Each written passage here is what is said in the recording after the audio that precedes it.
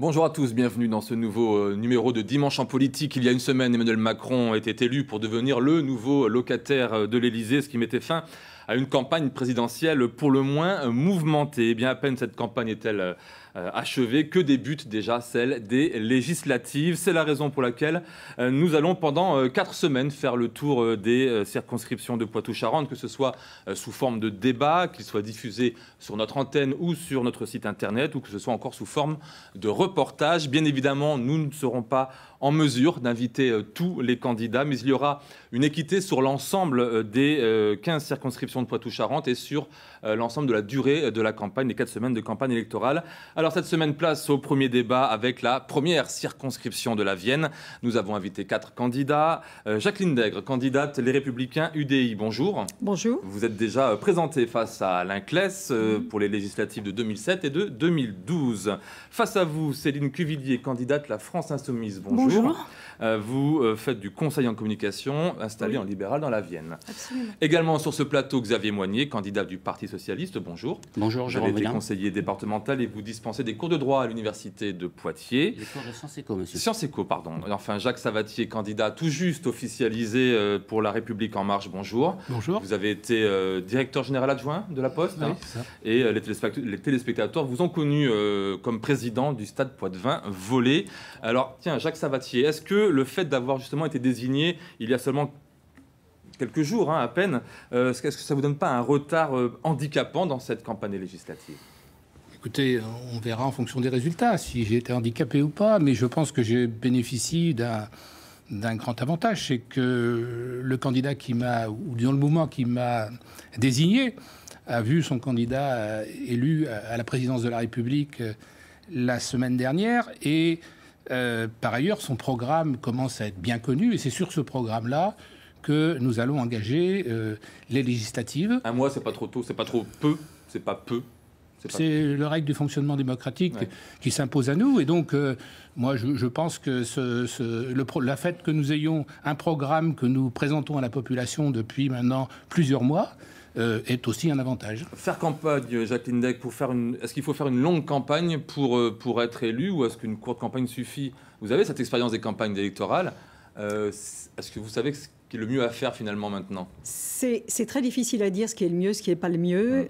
Je pense qu'après la campagne présidentielle que nous venons de subir, j'ai dit bien nous, parce que nous avons suivi un candidat, les militants, les Français en ont plus qu'assez d'entendre parler de campagne électorale. Donc finalement, que la campagne des législatives soit courte, c'est difficile pour les candidats quand même, parce qu'il va falloir avoir un maximum de personnes en un minimum de temps, mais c'est peut-être pas plus mal finalement pour une fois. Céline Cuvillier, on sait que la notoriété est importante dans une campagne électorale. Est-ce qu'elle est indispensable ? Absolument pas. D'ailleurs, nous pensons à la France Insoumise que nous devons améliorer la représentativité du peuple à l'Assemblée nationale, qui ressemble aujourd'hui, qui est assez uniforme. Et donc, nous pensons et nous avons voulu des candidats investis sans étiquette politique. Je suis apolitique, je n'appartiens à aucun parti. Et donc, j'ai rejoint le mouvement comme des milliers d'entre nous, et j'ai profité, enfin, c'est un bien grand mot, mais d'être libérée de toute forme contractuelle avec des employeurs pour proposer ma candidature. Qui a donc été accepté. Xavier Moignet, on se souvient de la rude bagarre interne aux primaires du Parti Socialiste de Poitiers, pour vous départager avec Aurélien Tricot. Est-ce que ce combat va laisser des traces dans votre électorat ? Est-ce que vous le craignez ? Absolument pas. Le combat a été rude, mais le combat a été juste. Et le résultat est sans appel. Et moi, je suis sur le terrain depuis toujours, parce que je suis un élu dans une petite commune rurale. Et il est essentiel pour moi que la ruralité soit enfin représentée à sa juste place. Alors, ça tombe bien, parce qu'on va en parler dans l'émission. Ma première question générale porte sur la campagne électorale en elle-même.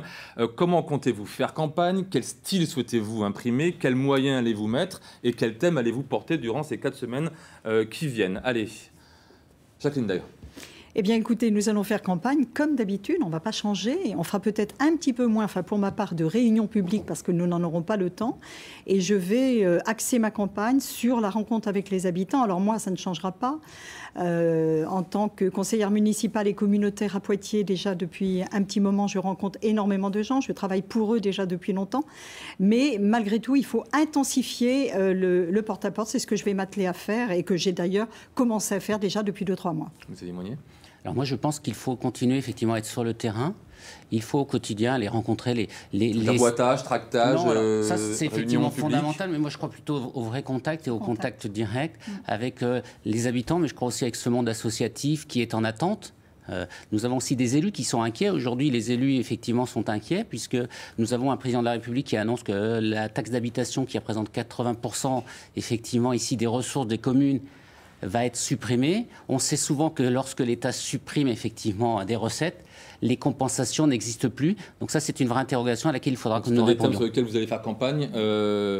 Jacques Sabatier, vous, quel thème, quel moyen vous allez mettre, vous qui êtes un novice dans la campagne électorale?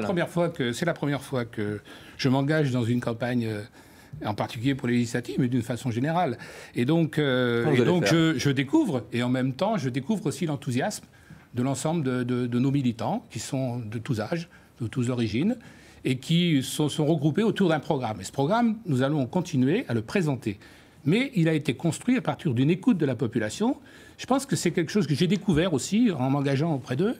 J'étais pas dans cette phase d'écoute. Est-ce qu'il y a des thèmes sur lesquels vous serez plus attentif, dont vous avez envie de parler davantage que d'autres? D'abord, on va expliquer, on continue à expliquer, puisque par exemple sur la taxe d'habitation, qui est un impôt qui est très injuste, Emmanuel Macron a annoncé que 80% de la population ne paierait pas cet impôt. Et bien entendu, il faut expliquer que la compensation sera donnée aux collectivités territoriales. C'est évident. Voilà un exemple d'explication à donner. Je crois qu'il faut continuer à expliquer ce programme, il faut continuer à écouter les gens et de voir comment on peut, en comprenant les spécificités de la circonscription, essayer de faire en sorte que non seulement les lois soient bien préparées et qu'elles puissent s'appliquer rapidement sur le terrain. Céline Cuvillier. Oui, alors nous, cette campagne législative, pour nous, est très clairement le 3e tour de la campagne présidentielle. Donc le thème, c'est « Il ne faut pas donner une majorité à Emmanuel Macron », c'est ça, hein? Absolument. Nous voulons... donc moi, je vais faire une campagne de terrain, fatalement, puisque je ne suis pas connue du public. Donc il faut que j'aille vers ce public-là. Et nous avons été très déçus, effectivement, nationalement, d'avoir notre candidat recalé aux portes du premier tour. Dans notre circonscription, à 3000 voix près, il était en tête du premier tour de la présidentielle, alors qu'il y a eu 17 000 abstentions. Donc vous espérez être porté par la vague mélenchoniste sur cette circonscription ? Oui, et je voudrais même lancer un appel aux abstentionnistes qui souvent sont des gens qui sont en colère et qui ne savent pas l'exprimer. Et donc, nous allons essayer de les mobiliser davantage pour ces législatives. Alors, la première circonscription de la Vienne comporte, vous le savez bien entendu, à la fois des zones urbaines et des zones rurales, une mixité territoriale qui n'est pas toujours évidente quand on doit faire campagne. Je vous propose de rencontrer un agriculteur qui revendique, vous allez le voir, une activité citoyenne sur plusieurs aspects et demande à ce que son futur député soit à l'écoute des réalités du terrain. Regardez. Je me sens pleinement intégré dans le Grand Poitiers. Yves Debien est un agriculteur qui ne reste pas les deux pieds dans le même sabot. À la tête d'un élevage de porcs à 10 km de Poitiers, il a diversifié ses activités avec la création d'une unité de méthanisation pour traiter ses lisiers, mais pas seulement. Aujourd'hui, je traite des déchets du Grand Poitiers, notamment au travers de la méthanisation et du compostage pour les déchets verts notamment. Mais aujourd'hui, des biodéchets qui sont traités sur la partie méthanisation, où on rend un réel service à la société. Il y a des déchets de restes de cantine de repas, des restes de pizza, des restes de fabrication de granulés à chiens, d'eau de nettoyage qui viennent d'une laiterie ou d'une huilerie, et puis qui font qu'aujourd'hui, on produit de l'électricité pour l'équivalent de 2000 habitants sur notre petite commune de Cesse. Production d'électricité, vente directe et circuits courts, autant de nouvelles pratiques agricoles qui demandent une évolution des réglementations et que les normes prennent davantage en compte les réalités. Le politique, c'est déjà qu'ils prennent conscience qu'il aille au-devant de ses administrés, des gens qui font l'économie des territoires, et puis des gens qui vivent sur les territoires et qui prennent le pouls du terrain, et puis qu'ils sentent et qu'ils remontent à Paris. Bref, que l'Assemblée nationale soit plus le réceptacle des atouts et des difficultés de la filière que le creuset de politique hors sol.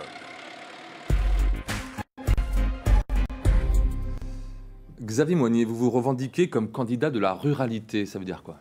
Eh bien, je suis un candidat de la ruralité parce que d'abord, je ne limite pas la ruralité à l'agriculture. Et quand même on parle d'agriculture, j'aimerais qu'on ne parle pas d'agro-business, mais qu'on parle d'agriculture de proximité. L'agriculture, aujourd'hui, elle évolue. Nous avons effectivement des agriculteurs qui ont des tailles d'exploitation tout à fait raisonnables, qui leur permet notamment de ne pas être surendettés. Je parle aussi de ruralité parce que moi, je suis dans un espace de vie où il est quelquefois difficile d'avoir un rendez-vous médical.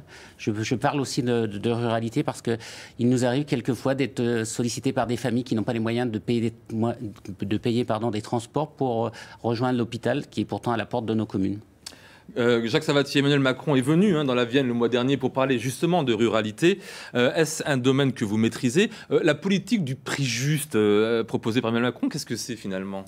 Alors, vous me demandez si je maîtrise ce sujet. Alors, je suis ingénieur agronome de formation. J'ai longtemps travaillé dans l'agriculture. C'est donc oui. Mais non, parce que j'ai évolué dans mes activités professionnelles. Et donc, les choses ont aussi beaucoup évolué. Mais je pense qu'il faut que l'agriculture française doit retrouver un niveau de protection au niveau communautaire qu'elle a un peu perdu depuis quelques années. Et je pense qu'à la fois, elle doit être capable d'exporter sur le monde entier, d'être compétitif, mais en même temps développer, excusez-moi l'expression, en même temps d'être capable de développer une agriculture de proximité, une agriculture de qualité. Ces sujets-là étaient en discussion dans les années 80. J'ai connu le début de tout ça et ça ne s'est pas développé autant que dans d'autres pays. Je crois qu'aujourd'hui, notre population est de plus en plus attentive à la qualité des produits alimentaires et qu'il y a là un vrai challenge pour les agriculteurs. Alors, l'agriculture est un élément de la ruralité, ça n'est pas le seul élément de la ruralité, et cette ruralité doit aussi pouvoir être mise à niveau en matière d'équipement, et en particulier, je pense au débit, je pense également aux équipements dans le domaine de la santé, pour pouvoir être dans cette France qui profite du développement et bénéficier des mêmes avantages que les territoires plus urbains. Céline Cuvillier, le vote agricole se pose davantage à droite, on le sait. Que propose le programme de la France Insoumise pour désenclaver, par exemple, le monde rural ? Alors, nous, ce que nous proposons déjà, c'est de changer le modèle agricole. C'est-à-dire que nous voulons un modèle respectueux de l'environnement et de la condition animale. Et nous voulons aussi des circuits courts à proximité des villes. Ce qui fait que nous voulons développer, par exemple, du maraîchage autour des villes afin de limiter le transport et les longs circuits, l'internationalisation. Finalement, on devrait, en France, être en capacité de s'autosuffire alimentairement au lieu d'avoir recours à des importations en fruits, légumes, viande. Programme écologiste, donc. Voilà, tout à fait. Après, l'agriculture... c'est un domaine complexe. On a un livret, nous avons 40 livrets thématiques sur le site JLM 2017. Il y en a un qui est consacré à l'agriculture et à sa transition. Jacqueline Dègre, dans le programme de votre parti politique, il est question de l'arrêt de toute surtransposition des normes européennes. Comment vous allez faire concrètement ? Ça ne sera pas une tâche facile, mais on est tous d'accord. Voilà, on est tous d'accord, que ce soit dans le programme de M. Macron, de M. Mélenchon ou d'autres, que nous avons trop de normes administratives, que ce soit d'ailleurs dans le milieu de l'agriculture ou dans un autre milieu. Donc effectivement, il faut supprimer un certain nombre de normes et arrêter surtout d'en produire des nouvelles tous les jours, puisque ça devient insupportable. Mais on parlait tout à l'heure de la ruralité. C'est vrai que la ruralité, comme mes collègues, ne s'arrête pas à l'agriculture. La ruralité, c'est un monde bien plus complexe que là, et je défendrai les services publics dans la ruralité. Tiens, par exemple, sur l'affaire du CETA, est-ce que, en tant que député, vous voteriez favorablement ou défavorablement au CETA ? J'imagine que non, en ce qui vous concerne. Absolument. Jacques Savatier. J'ai cru comprendre qu'un certain nombre de dispositions dans les échanges internationaux pouvaient être reconduites, d'autres devaient être modifiées. C'est un sujet sur lequel personnellement j'ai pas travaillé particulièrement. Je crois qu'il faut être à la fois réaliste dans les échanges internationaux et il faut savoir se protéger. Il ne faut pas être naïf. Vous avez Moignet ? Très clairement, il faut retravailler ce traité qui est tout à fait déséquilibré, qui n'est absolument pas à la faveur de la France. Marine Le Pen a fait 16,8% des suffrages dans la première circonscription lors du premier tour de la présidentielle, arrivant à la 3e place devant François Fillon et devant Benoît Hamon.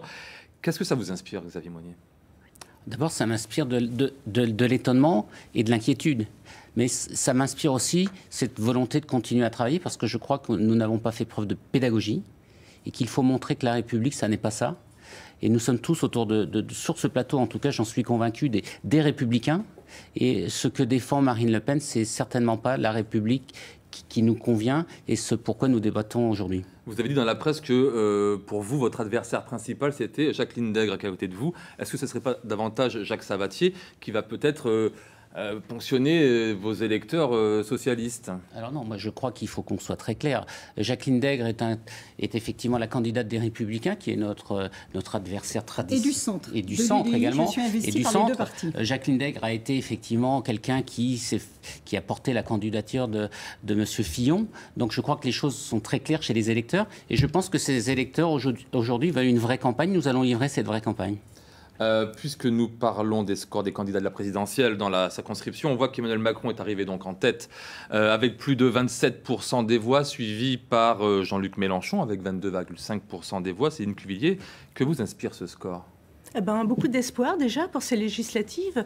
Et pour en revenir au Front National et sur les électeurs du Front National, moi je pense que beaucoup d'entre eux sont des gens qui finalement voient leur quotidien se dégrader et qui ne veulent pas et qui, dans cette ambiance de doute sur une partie de nos concitoyens dans les quartiers, on fait un amalgame qui est dangereux parce que le vrai problème de notre société, c'est le pouvoir d'achat des Français, c'est leur précarisation, c'est l'inquiétude qu'ils nourrissent envers le lendemain. Si on arrive déjà à résoudre ces questions, il n'y aura plus lieu d'avoir de xénophobie ici en France parce que nous sommes une nation républicaine. Vous aurez peut-être logiquement face à vous la candidate communiste Myriam Rossignol. Est-ce que cette incapacité entre les communistes et France Insoumise de s'unir n'est pas une façon de lancer finalement la machine à perdre? Je ne sais pas trop ce que c'est que la machine à perdre. Vous qui n'êtes pas une professionnelle de la politique, justement, vous voyez ça comment? J'imagine que vous êtes déçu. La seule façon de gagner, c'est d'aider les gens à comprendre et adhérer au programme L'Avenir en commun, qui est un programme de raison, un beau projet, un programme budgété et qui répond à tous les problèmes de notre société qui se posent aujourd'hui. Donc, oui, Jacques Savatier, la présentation de la liste des candidats de La République En Marche a fait couler beaucoup d'encre, on le sait, et provoque la colère de François Bayrou, par exemple. Le patron du MoDem a déclaré « C'est une opération de recyclage du Parti Socialiste, la grande lessiveuse, je ne laisserai pas faire ça », a-t-il ajouté. Qu'est-ce que vous en pensez? C'est mal parti? Non, je pense que les choses vont s'arranger. J'ai constaté qu'il y avait 150 circonscriptions qui n'avaient pas été pourvues aujourd'hui. Donc j'imagine qu'il y a encore des discussions qui se passent. Moi, maintenant, je suis dans mon couloir. Vous savez, bon, je vais essayer de convaincre et d'avancer. J'espère que dans les autres circonscriptions, où il y en a une dans la Vienne qui n'est pas encore pourvue, les choses vont s'arranger. Bon, je pense que Emmanuel Macron a voulu tourner le dos aux arrangements politiciens entre les partis. Je crois que c'est bien. Moi, je fais mon chemin. Et je voudrais revenir quand même sur les votes extrémistes dont vous avez parlé tout à l'heure. On peut le regretter, mais on peut aussi savoir reconnaître que c'est sans doute un vote refuge pour des gens qui sont très en colère. Je crois que c'est à nous de leur répondre, de rapporter des solutions, de leur montrer que l'Europe c'est une opportunité, que c'est pas seulement des contraintes, de leur dire qu'il y a dans les échanges internationaux aussi des possibilités de dégager des emplois. Je crois qu'il faut aussi répondre aux gens, et en particulier ceux qui n'ont pas de travail, ceux qui ont des conditions de vie difficiles. Et je pense aussi que peut-être un service public, on n'a jamais autant de dépenses publiques aujourd'hui. Les gens ont le sentiment que le service public fonctionne moins bien qu'avant. Il y a quelque chose qui ne va pas. Il y a beaucoup de moyens qui sont mis en œuvre. C'est à nous de persuader, c'est à nous d'améliorer le fonctionnement de ces services publics parce qu'ils sont indispensables à la cohésion de la nation. On entend partout, et en particulier de la part de votre candidat, qu'il y a trop de dépenses publiques en France. C'est ce que l'Europe a dit, c'est ce que Jean-Claude Juncker a dit. Et j'ai entendu, bien sûr, est-ce qu'il n'y a pas une contradiction entre on dit il y a trop de dépenses publiques et puis il n'y a pas de services publics? Je n'ai pas dit qu'il y avait trop de dépenses publiques. J'ai dit qu'on avait un niveau de dépenses publiques plus élevé que jamais on a eu dans notre pays et que malgré ça, les gens ont le sentiment on en vend moins. Donc il y a quelque chose qui ne fonctionne pas bien, il y a quelque chose qui ne correspond pas exactement à ce que les gens attendent. Et donc je crois qu'il faut savoir répondre, adapter le service public. Je suis un très grand défenseur du service public et je peux vous dire que si je suis dans la majorité d'Emmanuel Macron, je serai un grand défenseur du service public. Jacqueline Dagre. Mais je veux répondre justement au sujet des services publics. Moi aussi, je défends les services publics. Mais pourquoi le Front National a fait de tels scores dans la ruralité? Parce qu'en fait, on voit à Poitiers, c'est un score très faible dans les grandes villes. C'est surtout nous, dans notre circonscription, dans la ruralité. Pourquoi? Parce qu'ils ont le sentiment, comme vous le disiez tout à l'heure, Monsieur Savatier, qu'ils sont abandonnés. Et je le comprends très bien, sont abandonnés à tous les niveaux. Et les services publics sont là justement pour répondre à cet abandon. Donc il faut peut-être rééquilibrer. Il faut qu'il y ait une certaine équité entre la ville et la campagne. Et moi, je dis qu'à partir du moment où on investit 1 euro pour la ville, on doit investir 1 euro pour la ruralité. Ce que j'ai dit à Jacques Savatier, je vous le redis pour vous, Oui. François Fillon, que vous avez soutenu, demandez à ce que 500 000 fonctionnaires ne soient plus, il n'y ait plus de 500 000 postes de fonctionnaires en moins. Est-ce que ce n'est pas contradictoire avec cette volonté d'avoir plus de services publics? La campagne des présidentielles est terminée et c'est tant mieux parce qu'elle a été très difficile. Donc ça signifie que vous n'étiez pas favorable à cette Le projet des Républicains aujourd'hui de la majorité pour la France que nous avons construit avec les centristes, avec l'UDI. D'ailleurs, je voudrais faire remarquer que nous avons été plus généreux pour les circonscriptions données à nos amis centristes puisqu'on en a donné à peu près l'équivalent d'un cinquième au niveau national. Ben voilà, j'ai perdu le fil de ce que je voulais vous dire. Je vous parlais de services publics et des emplois, des fonctionnaires. Donc voilà, le projet a été revu. Donc le projet que je vais présenter, que je vais porter, me convient parfaitement bien. Effectivement, il va falloir réduire le nombre de fonctionnaires. Ce n'est pas une suppression. Arrêtez de parler tous de suppression. On ne peut pas supprimer des postes de fonctionnaires comme ça. Ils ont quand même une garantie. C'est un non-remplacement et peut-être un redéploiement dans les collectivités locales de l'emploi public. Xavier Moignet. Alors, je veux réagir, moi, par rapport à cette histoire de fonctionnaires. D'un côté, j'entends que le programme des Républicains et des centristes UDI est de réduire le nombre des fonctionnaires de 300 000. 300 000. J'entends qu'Emmanuel Macron souhaiterait réduire, lui porter la réduction à 120 000. Il souhaite également diminuer quand même la dépense publique de 60 milliards d'euros. Donc moi, je voudrais qu'on nous explique, nous, sur nos territoires, sur cette circonscription en particulier, qui est quand même la circonscription où on concentre un nombre conséquent d'emplois publics, l'université, l'hôpital, des services à la personne qui sont quand même importants. Je m'interroge, moi je voudrais que les candidats effectivement nous expliquent comment on peut réduire finalement le nombre de fonctionnaires, réduire les dépenses publiques, réduire les ressources pour les collectivités et donner plus de services aux personnes. Je crois que là il faut effectivement que cette gauche que je représente soit une gauche vigilante et c'est ce que j'aurais à cœur de défendre à l'Assemblée nationale. Le député sortant à la Classe a beaucoup travaillé à l'Assemblée nationale sur les travaux concernant la fin de vie et sur la bioéthique. Quels seront, si vous êtes élu, vos thèmes de prédilection sur lesquels vous aurez envie de porter une loi, puisque je le rappelle, le rôle des députés est de faire les lois. C'est une cuillère. Je suis un petit peu déçue de ne pas avoir pu réagir sur la fonction publique, parce que nous, voyez-vous, nous pensons que la fonction publique doit être le bras armé de la République. Nous avons porté au plus haut niveau la rénovation des ministères, de son fonctionnement, et nous avons réfléchi surtout au fait qu'une fonction publique bien construite est moins onéreuse et offre plus de services que le privé. Sur maintenant le travail que vous souhaitez faire en tant que député, je vais d'abord vous demander, tenez, à Jacques Savatier, comme ça vous avez le temps, si vous voulez un petit peu de réfléchir à cette question. Jacques Savatier, vous êtes élu, imaginons, député, vous travaillez sur quoi?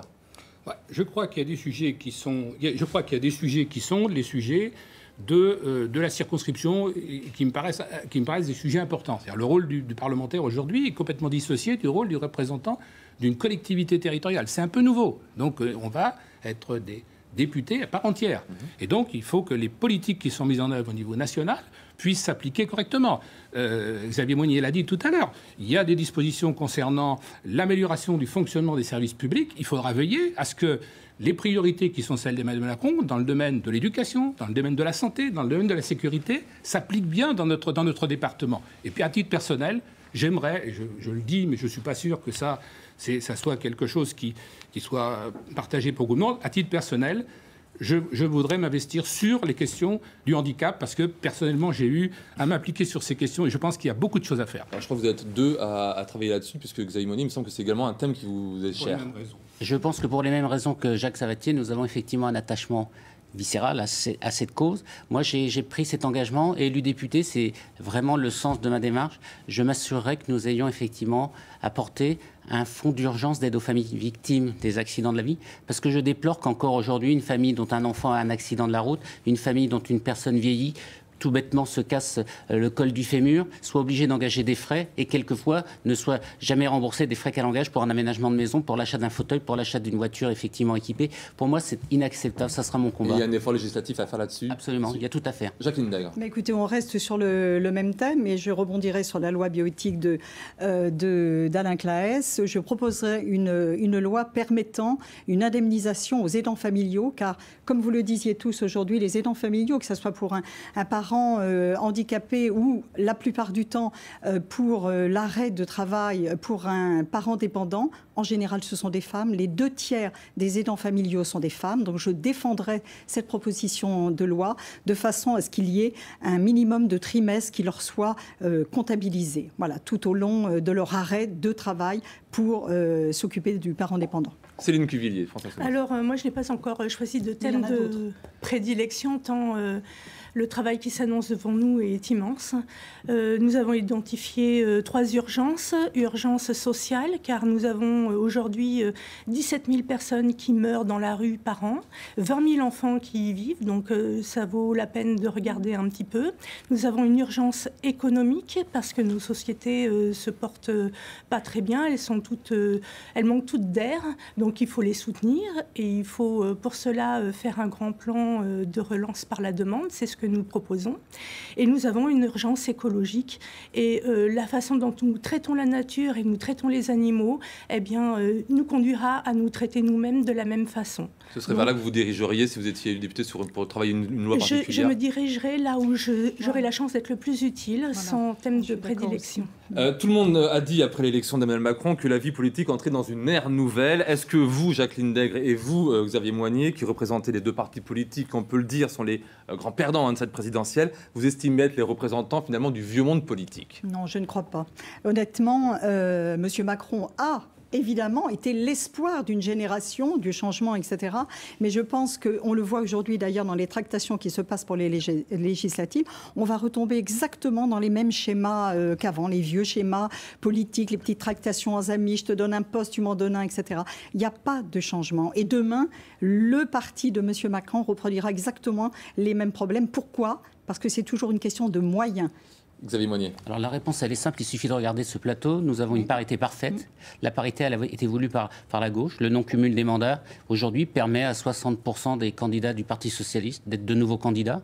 Je pense qu'effectivement, la recomposition, elle est obligatoire. Effectivement, aujourd'hui, Emmanuel Macron va devoir se poser la question d'une coalition. On va devoir se poser effectivement la question d'un scrutin à la proportionnelle. Et je crois surtout qu'il va falloir maintenant, dans l'intérêt de la France en particulier, se poser la question d'un contrat de gouvernance, comme on le pratique en Allemagne, puisqu'il semblerait que M. Macron voit en Allemagne un modèle. Moi, je pense qu'il faut effectivement réfléchir à tout ça. Et moi, je suis un jeune élu, et j'espère qu'élu, je vais pouvoir profiter de cette transformation qui est vitale pour notre pays. Eh bien, je vous remercie, c'est la fin de cette émission. Merci à vous 4 d'avoir accepté notre invitation. D'autres candidats vont faire, bien sûr, campagne sur la première circonscription de la Vienne. Jean-Claude Bounissi, d'Hiver Droite, Arnaud Fage, du Front National, Ludovic Gaillard pour Lutte Ouvrière, Pascal Henry pour UPR de François Asselineau, Marjorie Moni d'Europe Écologie Les Verts, donc peut-être Myriam Rossignol pour le Parti communiste et Cyril Rousseau pour M100%. Je rappelle que la date limite du dépôt des candidatures aura lieu le 19 mai. La semaine prochaine, le débat spécial législatif concernera la 2e circonscription de Charente-Maritime pour leur place au journal de la mi-journée. Excellent dimanche à toutes et à tous, à la semaine prochaine.